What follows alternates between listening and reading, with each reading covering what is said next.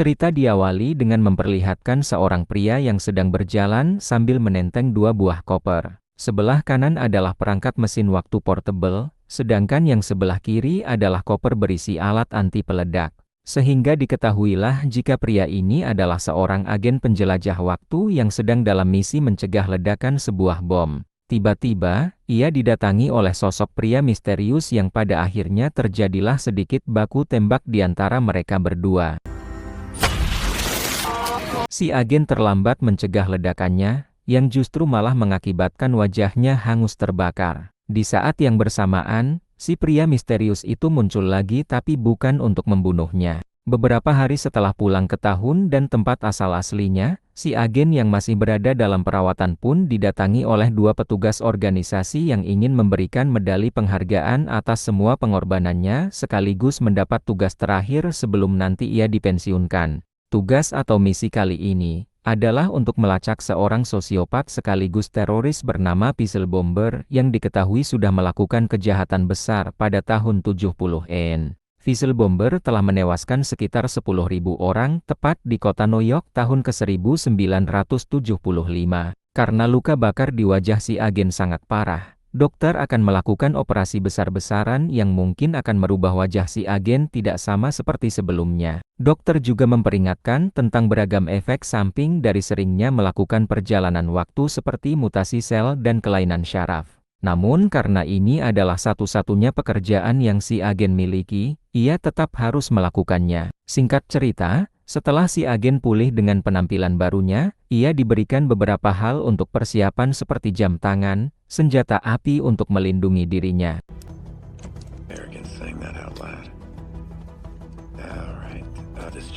Disinilah si agen sekarang, berada di tanggal 6 November tahun 1970, menyamar menjadi seorang bartender untuk mendapatkan informasi Puzzle Bomber dari beberapa orang pengunjung. Namun, alih-alih mendapatkan petunjuk dengan cepat, si agen justru malah bertemu dengan seseorang bernama John, yang merupakan seorang penulis yang bukunya sendiri, secara kebetulan baru dibaca oleh si agen belum lama ini. Setelah mengobrol cukup lama dan saling akrab, John akhirnya jujur tentang masa lalunya yang mungkin akan membuat si agen dan kita semua terkejut bahwasannya, John dulu adalah seorang perempuan. John adalah seorang perempuan tulen yang bertransformasi menjadi laki-laki seperti sekarang ini. 13 September tahun 1945. Sama seperti kisah pilu lainnya, John dibuang oleh orang tuanya di sebuah panti asuhan. Tidak diketahui sebab dan musabab kenapa dia dibuang, namun yang menarik adalah, John kecil diketahui tidak pernah sakit satu kali pun yang membuatnya menjadi berbeda dengan anak-anak panti yang lain. Karena tidak tahu namanya, ia diberikan nama Jane. Beranjak anak-anak, Jane pun kembali menunjukkan keistimewaannya ketika ia jadi anak paling cerdas di sekolah, dan paling kuat daripada anak laki-laki sekalipun. Di saat anak panti lain diadopsi oleh para orang tua, Jane menjadi satu-satunya yang tersisa dari angkatannya yang masih bertahan di panti tersebut.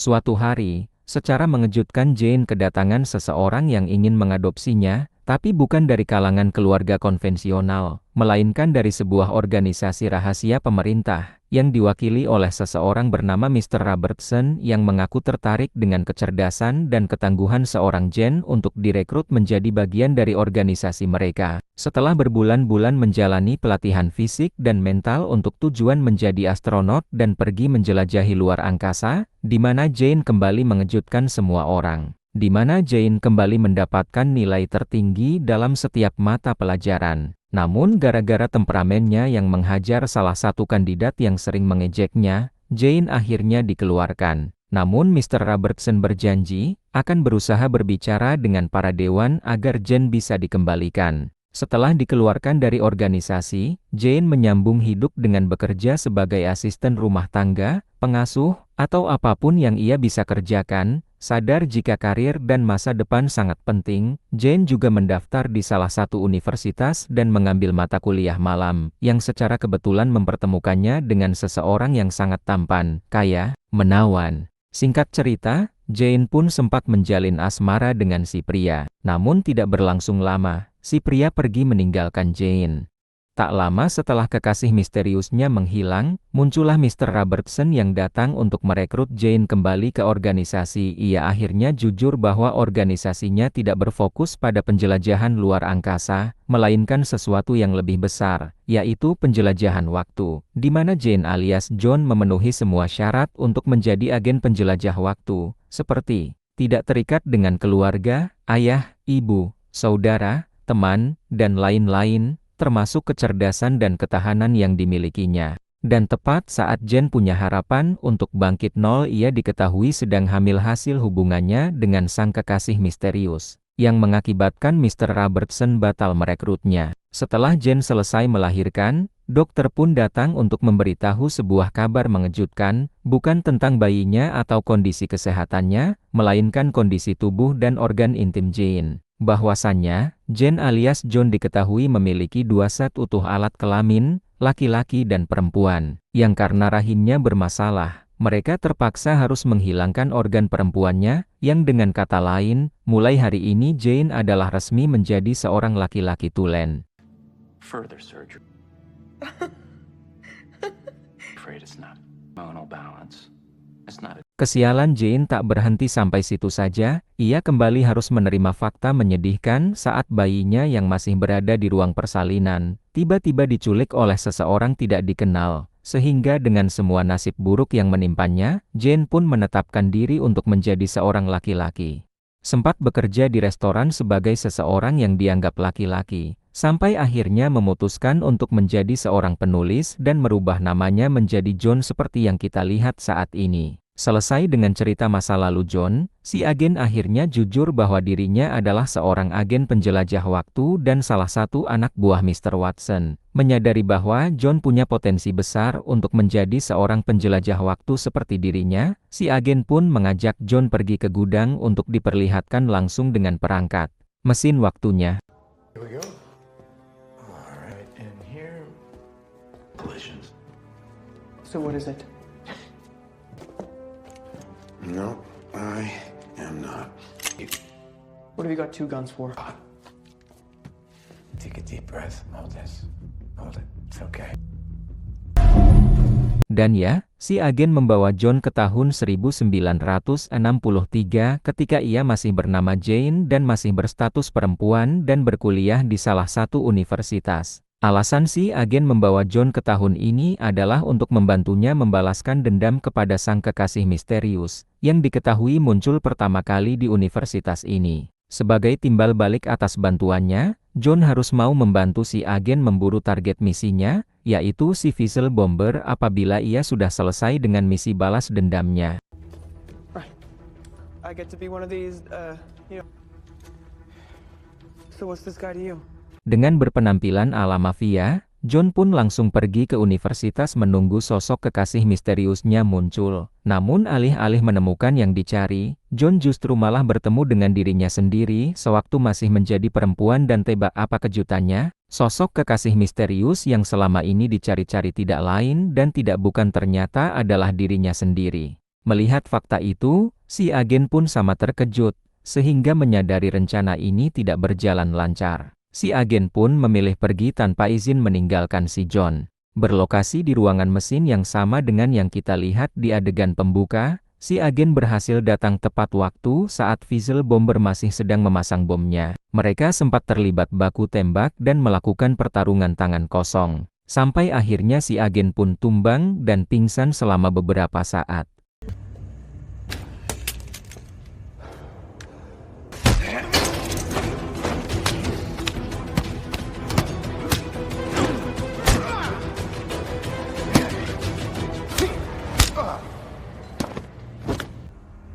Ketika siuman, si agen sudah kehilangan Vessel Bomber. Yang ia temukan justru adalah dirinya sendiri yang sedang terbakar, wajahnya persis seperti di adegan pembuka. Dan ternyata, orang yang sudah menyelamatkannya dengan mendekatkan perangkat mesin waktunya, tidak lain dan tidak bukan adalah dirinya sendiri. Setelah gagal mendapatkan Vessel Bomber, namun berhasil menyelamatkan nyawanya sendiri, si agen pun pergi ke tahun 1964.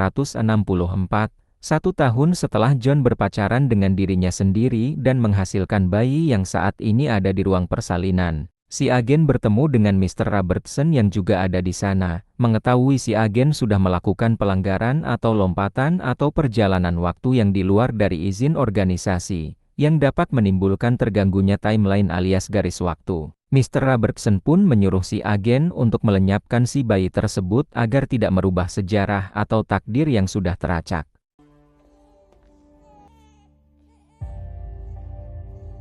Lagi-lagi terjawablah siapa orang yang sudah menculik bayi John dari ruang persalinan. Tetapi jika harus melenyapkan nyawa si kecil ini, si agen pun memilih untuk membawa si bayi ke 20 tahun yang lalu, atau lebih tepatnya tahun 1945, meletakkannya di sebuah panti asuhan tanpa nama, sehingga lagi terungkaplah bahwa Jane, John alias dan si bayi adalah masih satu orang yang sama. Mereka bertiga adalah ibu, ayah sekaligus anak yang berhasil melanggar kodrat dan takdir akibat dari ketidaksengajaan. Singkat cerita, lompat ke tahun 1963, si agen pergi untuk menjemput John, di mana malam itu adalah malam terakhir Jane melihat dirinya sendiri, yang ternyata kepergiannya bukan disebabkan lari dari tanggung jawab, melainkan harus kembali ke tahunnya untuk melanjutkan hidup di garis waktu yang sebenarnya.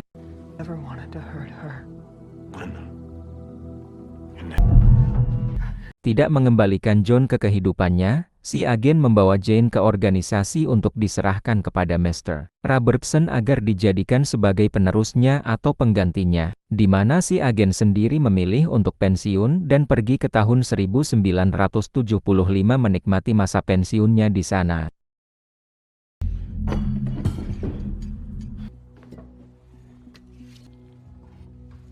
Beberapa waktu menikmati masa pensiunnya, si agen nyatanya masih penasaran dengan sosok Fizzle Bomber yang memang hidup di tahun itu, yang setelah beberapa bulan melakukan penyelidikan mandiri di luar dari organisasi, si agen secara mengejutkan berhasil menemukan lokasi Fizzle Bomber dan langsung meluncur ke sana untuk melihat seperti apa wujudnya.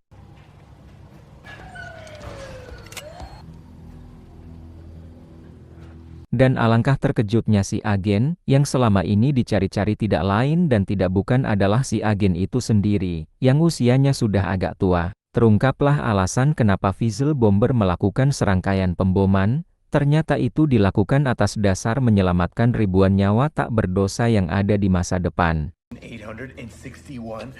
Orang-orang yang Fizzle Bomber ledakan, kebanyakan akan melakukan kejahatan di masa depan.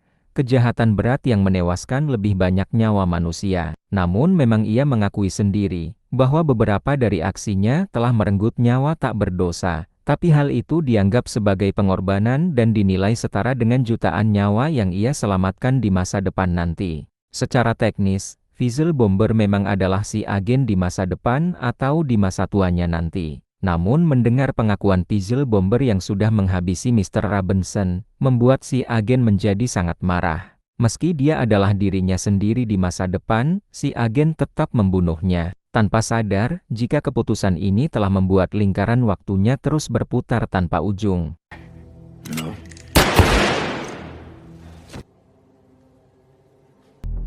Ingat sewaktu dokter di organisasi memperingatkan si agen tentang efek samping dari seringnya melakukan perjalanan waktu. Ya, salah satunya adalah gangguan ingatan. Tebak di mana letak kejutannya? Ya, si agen ternyata adalah si John, Zan, si bayi, dan tentu saja adalah Fizzle Bomber itu sendiri. Akibat mengalami gangguan ingatan, si agen tidak ingat dengan masalah ulunya sendiri, termasuk tidak bisa mengenali wajah dirinya sendiri di masa lalu. Dan, film pun selesai.